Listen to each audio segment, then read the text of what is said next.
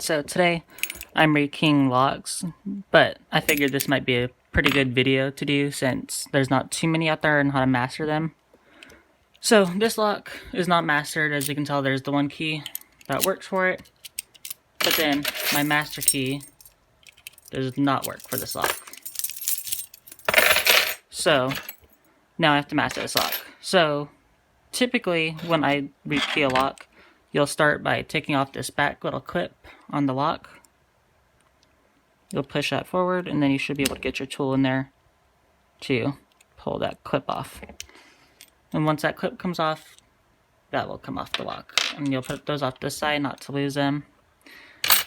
One thing I do when I have a working key for the lock is that makes it a little bit easier, is you'll put the key in there. I'll get my plug follower ready, so that way you can twist the cylinder and you'll quickly change it that way. So that way the plug follower stays in there, so that way my top pins and my springs don't come out. They're just ready to go.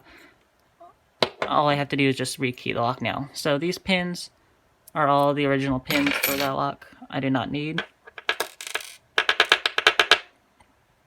So for my master key, I already have the code or the key cuts on the box, but so for my lock it's a 25536.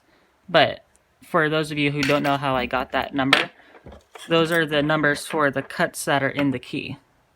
So you'll use a key gauge, and then you'll gauge the key. So for this key it's a 2, a 2, a 3, then you write a 2, a 2, a 3, and then you'll do a 6, and then a 2. Alright, and so once you get those numbers, those are the two numbers you need to key this lock. So what I typically do is I'll go through them, and then, so for the lower numbers, it would be a 2, a 2, a 3, a 3, and a 2. Those would be my bottom pins. And then the difference between those two numbers would be my top pins. So this one would be a 0, this one would be a 3, this one would be a 2, a 3, and a 4. Those would be my master. Once you get those numbers, you're ready to key the lock. So, alright, so once you get those numbers, you're ready to key the lock. So, you'll start with your bottom pins. I always work from the back of the lock forward, but there's a million ways to skin a cat. This is just the way I do it. So, I put in the first two pins. Those would be a 2, a 2. And then the next two would be 3. And then the other pin would be a 2. So those will be all my bottom pins for this lock. So then, when I do my master pins would be all these ones up here. These are all my bottom pins down here, these are all my master pins up here. And then these are all top pins, these are all where it kind of gets complicated up here at the top of the lock. So, my first cylinder, I don't need to put in a master pin, that one's fine. My second cylinder, I need to put in a 3 master pin.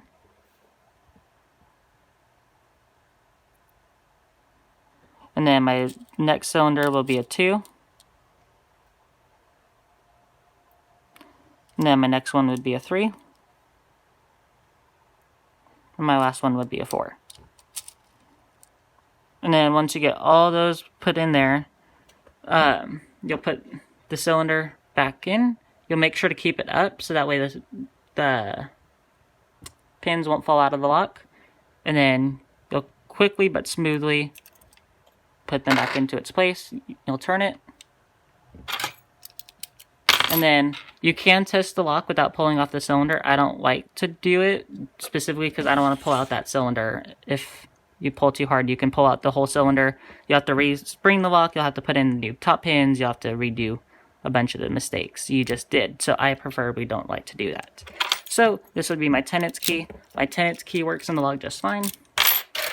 And then for my master key also works. So now the lock is mastered. So now anybody who would need to get into the building, like maintenance, the property manager, and etc., has their master key that opens all the locks.